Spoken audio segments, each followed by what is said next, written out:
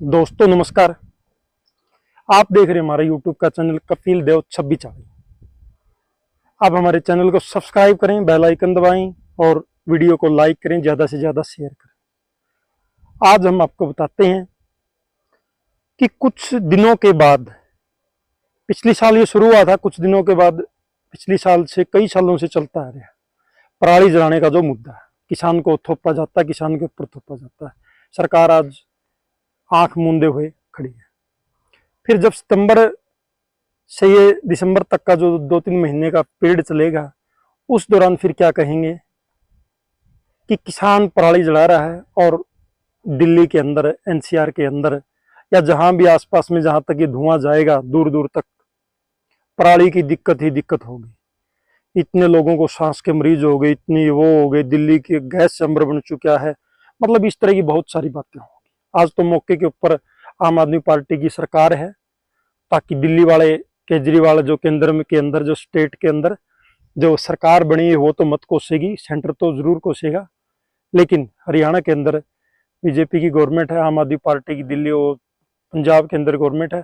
दो स्टेट ही ऐसे हैं जो 1960 और 70 के दशक के अंदर जो हरित क्रांति लाई गई थी, उसके दौरान कहा गया था कि अनाज ज्यादा से ज्यादा पैदा करो और 1-2 दिन के लिए आपका उपवास रखो, क्योंकि उस टाइम भूखमरी की बहुत ज्यादा दिक्कत हो गई थी, अनाज की सबसे बड़ी दिक्कत हो गई थी। उसके हरित क्रांति का ऐसा प्रचलन हुआ धीरे धीरे। जो नदियों का संगम है, मैं जो आपको दिखा भी रहा हूँ, एक ये भाखड़ा डैम के अंदर से जो नदी आती है, टोहाना के अंदर से, टोहाना के आगे से, एक बहुत सारे एरिए को सींचती है। इसके ऊपर बहुत सारी धान की पैदावार होती है। तो हम आज आपको बताते हैं कि धान की पैदावार तो होती है, जब पराली जलाने का मुद्दा है फिर इसको गंभीर बना दिया जाता है सरकार के माध्यम से। सरकार अब तो इसके ऊपर कोई कदम नहीं उठाती और फिर कहती है कि ये मुद्दा बहुत ही गंभीर हो गया है, हम इसके ऊपर ये सब्सिडी देंगे, डीकम्पोज वगैरह, इस तरह की बहुत सारी जो प्रोडक्ट हैं वो दिए जाते हैं कुछ लोगों को, सभी को नहीं। और पराली एक मेन मुद्दा बन जाता है, हैवी मेन मुद्दा, ये नहीं कह सकते कम मुद्दा। इसका हमारी सांसों के ऊपर, इन्वायरमेंट के ऊपर और एक्यूप्रेशर के ऊपर जो हमारा इंडेक्स है दिल्ली के अंदर लगे हुए हैं, जो जहां जहां पर कि इतने सिस्टम से ये बना हुआ है, इतने वो जहाँ की जो विजिबिलिटी है वहाँ कम हो जाती है। इस तरह की बहुत सारी दिक्कतें होती है, ये सच्चाई है। लेकिन आज हम आपको बताते हैं कि सरकार जो आंख मूंदे हुए पड़ी है, बैठी है, मौजूदा सरकार, सेंटर के अंदर भी, स्टेट के अंदर भी, और आम आदमी पार्टी जो दिल्ली और पंजाब के अंदर है, 2 प्रदेशों में, तो अब इसके ऊपर कोई कार्रवाई नहीं। 1509 का धान निकलना शुरू हो गया, उसके बाद में जो है पीआर की कटाई शुरू हो जाएगी कंबाइन के माध्यम से। जितनी भी कंबाइन के माध्यम से कटाई शुरू होगी, लेकिन जमींदार को इसका बुआरा कणक की जो बिजाई है वो करनी है। कणक की बिजाई बगैर इसको जलाई नहीं होगी, ये एक सबसे बड़ा मुद्दा है।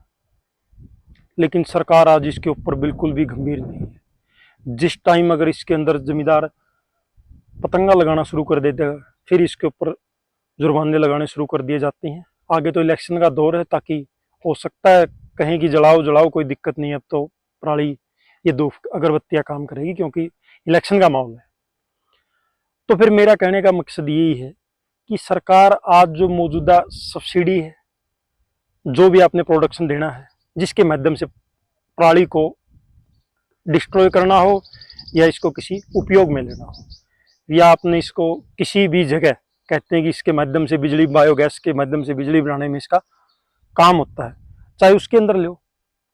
मेरा तो कहने का मकसद यही है कि जमींदार को किसी तरह की प्रॉब्लम का सामना ना करना पड़े, किसी भी तरह कोर्ट कचहरी का सामना ना करना पड़े। एक अधिनियम बनाया हुआ है जिसके माध्यम से पराली जलाने के ऊपर एक एक्ट बनाया हुआ है, और किसान के ऊपर केस हो जाता है, और ब्लॉक स्तर के जितने भी अधिकारी हैं वो भी खेत के अंदर आकर चालान काट सकते हैं। बहुत सारी दिक्कतें होती है। लेकिन इस तरह के बहुत सारे मुद्दे हैं। एक पराली एक ऐसा मेन मुद्दा है जो जिस टाइम फसल शुरू होती है उसके बाद में शुरू होता है, उत्पादन शुरू हो जाता है, उत्पादन की भी जरूरत है। और हरियाणा और पंजाब के अंदर ये 2 फसलें क्यों बोई जाती है, आज हम इसके बारे में आपको बताते हैं। क्योंकि दोनों फसलों की एमएसपी, प्रिक्योरमेंट की गारंटी, होने की गारंटी, और भाई कितने उत्पादन के लिए एकड़ के अंदर होगा। ये एक गारंटीड फसलें हैं दोनों। वैसे तो प्राकृतिक आपदा है तो किसी भी चीज़ का बस नहीं चलता, पर जहाँ तक अनुमान लगाया जाता है कि इन फसलों के ऊपर, धान के ऊपर, कणक के ऊपर, दोनों के ऊपर निर्धारित होता है जमींदार, और उसको जितने भी रेट मिले, कम मिले, ज़्यादा मिले, इनकी होने की संभावनाएं बहुत ज़्यादा होती हैं। प्राकृतिक आपदा हो, बारिश कम ना होने की वजह से भी पैदावार घटती है। तो इस तरह की बहुत सारी दिक्कतें होती हैं। जो पराली, आज के दिन फिर मुद्दा, हम पराली के बारे में आपको बताते हैं। जो सरकार सब्सिडी देती है, चाहे वो डीकम्पोस्ट, जो उनकी एक लिक्विड आता है, दवाई कैप्सूल भी आता है, 2 तरह की दवाइयाँ होती हैं, वो डाली जाती है और उसके माध्यम से पराली को डिस्ट्रॉय कर दिया जाता है। कहते हैं कि 10 दिन या 5 दिन के अंदर वो डिस्ट्रॉय हो जाती है, खत्म हो जाती है और बुआई के लिए कोई दिक्कत का सामना नहीं करना पड़ता है। तो आज हम आपको फिर दोबारा बताते हैं, जो सब्सिडी के माध्यम से जो खेल चल रहा है, वह एफपी सीडर दिया जाता है, पराली बनाने के लिए बंडल दिए जाते हैं, बहुत सारी मशीनों का टेक्निकल उत्पादन भी हुआ है, कुछ लोग मशीनें लेके भी आए हैं, जमींदार लेके भी आए हैं। लेकिन सरकार ने क्या काम किया है, देखने की बात तो ये है ना। जनता का पैसा है, जनता का टैक्स है, प्रॉब्लम भी जनता को। अगर इन्वायरमेंट के अंदर धुआं आएगा तो रिस्पॉन्सिबिलिटी सरकार की भी है और किसानों की भी है। कुछ सरकार भी तो सहयोग करे कि कुछ पैसा किसान दे और कुछ सरकार दे, कि पराली को खत्म करने के लिए, इसका उपयोग में लाने के लिए जलाने का एक माध्यम ना बने। तो सरकार ने इसके ऊपर क्या कदम उठाए?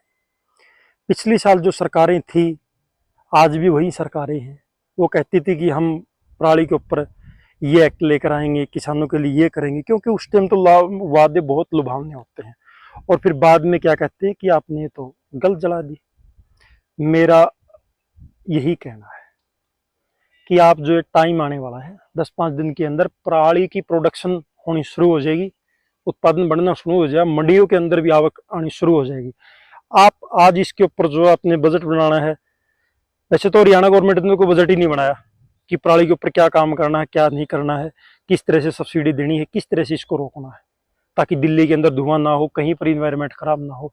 आज तक इसके ऊपर गवर्नमेंट ने कुछ नहीं किया। तो पंजाब की गवर्नमेंट ने भी अभी तक कुछ नहीं किया। वो कह रहे थे कि हम 2-2.5 हज़ार रुपये देंगे, 2-2.5 हज़ार किसान वहन करेगा, 5-4 हज़ार रुपये में इसको डीकम्पोस्ट करेंगे या फिर इसके बंडल बनाएंगे, बंडल बनाने के बाद इसकी कलेक्शन कर दी जाएगी, एक जगह रख दिया जाएगा। तो इस तरह की बातें जरूर हुई है, लेकिन इनके ऊपर अमल में नहीं आया। अब सितंबर के बाद फिर ये मुद्दा जो लगा हुआ है, अब आगे बाद धान जो आने वाली शुरू हो जाएंगे, फिर ये मुद्दा शुरू हो जाएगा। दिल्ली के अंदर फिर मर गए सरकार करेगी साथ में। अरे यार, इस तरह के काम क्यों होने दे रहे हो? जनता के साथ क्यों खिलवाड़ करते हो आप? आपने खुद ने समझना चाहिए। सरकार जो मौजूदा है, इलेक्शनों के ऊपर इतने खर्चे करती है, जमींदार के ऊपर कोई खर्चा नहीं करती, लेकिन उसको तो मुद्दा बनाया जाता है। पराली का मुद्दा बना देंगे, ज्वलंत मुद्दा हो जाएगा, इससे इतने लोगों की मौत हो गई, इससे ये हो गया। एक दूसरे को बिठाने लड़ाने के जो कार्य होते हैं, उनके ऊपर अमल में जो कार्य होते हैं करते हैं। लेकिन जो सरकार कहती है कि हमें सब्सिडी दे दी इतने करोड़ रुपए की, हरियाणा गवर्नमेंट भी कहती है हमने कई करोड़ों रुपए के एफपी सीडर बांट दिए, कई तरह का डीकम्पोस्ट आया, लेकिन वो आया कहाँ? धरातल पे तो नहीं आया ना। जहां पराली को डिस्ट्रॉय करना वहां पर तो नहीं आया ना। उसके लिए आपने क्या कदम उठाए कि इन्वायरमेंट खराब ना हो, मनुष्य को किसी तरह की दिक्कत ना हो, सांस लेने में दिक्कत ना हो, दिल्ली गैस चैम्बर ना बने, हरियाणा के अंदर भी किसी तरह की विजिबिलिटी की बहुत ज्यादा दिक्कत हो जाती है। लेकिन सरकार का इसकी तरफ बिल्कुल भी ध्यान नहीं है। ध्यान है उस टाइम जिस टाइम वोट लेना हो, या फिर कभी मुद्दा ज्यादा गर्मा जाए, फिर central government, Delhi government Haryana को बोलती है, उससे आगे पंजाब की गवर्नमेंट को बोला जाता है कि आप ये जो ना पराली फूकने वालों को रोक लगाई जाए। लेकिन उसका कोई मीडिएटर हल तो निकालना पड़ेगा ना। अगर आपके ऊपर या कंडीशन लगा दी जाए कि आप हवाई जहाज से, ट्रेन से इस तरह की यात्राएं नहीं करो, पैदल आप अपना प्रचार करो, तो क्या राजनीतिक दल कोई पैदल प्रचार कर सकता है? आज के दिन एक दिन के अंदर 20-20 रैलियों की यात्राएं फ्लाइट के अंदर की जाती है जब इलेक्शन का दौर हो। क्या किसान को भी ये कहा जाए कि आप चलो पराली जलाना बंद कर देगा किसान, लेकिन उसको कणक बीजने का अल्टरनेट तो चाहिए ना। जो चीज है संभव है उसके लिए प्रयास भी करना चाहिए। हाँ, मैं एक संदेश और देना चाहता हूँ हमारे किसान साथियों को कि जितना उसके कम से कम पराली जलाएं। क्योंकि इससे हमें नुकसान भी है, हमारी धरती को नुकसान भी है। आप जिस भी एकड़ के अंदर पराली जलाओगे उसके अंदर बहुत सारे दिक्कत होते हैं, जो पोषक तत्व होते हैं वो उसके अंदर जल जाते हैं। और आने वाले समय में इस तरह की जो हीट बनी हुई एचपीएम जो पहले ही गर्म है बारिश की वजह से, बारिश है नहीं, धरती ठंडी नहीं है, हम इसको गर्माही की तरफ और लेकर जा रहे हैं। इससे हमारी भौगोलिक स्थितियों पर बहुत सारे असर पड़ते हैं। हो सकता है आप कम से कम बिल्कुल ही ना जलाएं, कोशिश करें कि आप इस समाधान की तरफ खुद ही कोशिश करें, ताकि हमें पराली ना जलानी पड़े, इन्वायरमेंट खराब ना हो, किसी तरह की कोई दिक्कत ना हो। सभी किसान साथियों से मेरा अनुरोध है और सरकार को हम अवगत कराना चाहते हैं कि जो आप इसके ऊपर जो सब्सिडी देना चाहते हो, जो कार्य करना चाहते हो, आज से शुरू करो। जो आपने मेडिसिन देनी है, जो दवाई देनी है, जो पेस्टिसाइड देना, जो इंसेक्टिसाइड देना, जो भी चीज़ आपने इसके ऊपर काम करना देना है, तो आप इसके ऊपर कार्य करो। जिस भी जमींदार को आपने इस रोल बनाने के लिए देने हैं, जो मशीनें देनी है, जो डिवाइड करनी है, वो करो, ब्लॉक स्तर के ऊपर। सभी किसान साथियों से मेरा अनुरोध है कि आप हमारे चैनल को सब्सक्राइब जरूर करें, बेल आइकन दबाएं। बहुत बहुत धन्यवाद। जय जवान जय किसान साथियों, जय।